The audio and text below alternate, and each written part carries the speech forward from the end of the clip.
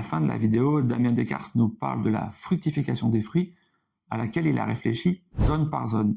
Moi, j'ai décidé de faire différemment. En général, lorsque je sélectionne 10 arbres, je prends 8 tardifs pour 2 précoces. Tout simplement pour éviter les gros coups de gel. Je vais placer les arbres les plus précoces au niveau de mon allée principale pour avoir toujours un œil sur eux. C'est ce qui me permettra de savoir où on en est dans la saison sans avoir à faire le tour complet de la forêt-jardin. Ne vous faites pas avoir, ce n'est pas le fait d'être feignant, c'est un biais cognitif, on va toujours faire au plus simple et c'est tout l'intérêt de passer du temps sur votre design.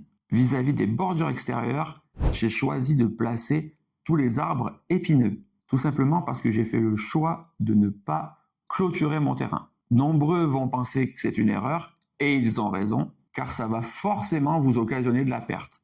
J'ai choisi d'accepter cette perte, pour moi c'est environ 10%, et ça permet aux gros animaux de passer sur mon terrain. Ce qui je trouve est une bonne chose pour laisser l'équilibre qui était là avant moi. Mais pour essayer de minimiser leur impact, j'ai mis les arbres épineux sur le bord. Et avec ces arbres, j'ai choisi de mettre les fruits à coque, tout simplement parce qu'il était hors de question d'aller cueillir des fruits à chair au milieu des épines. Je fais donc tomber les fruits à coque au sol pour les récolter et éviter de me piquer moi-même. Cet exemple vous montre bien une chose, l'intérêt du design, c'est vous faciliter la vie.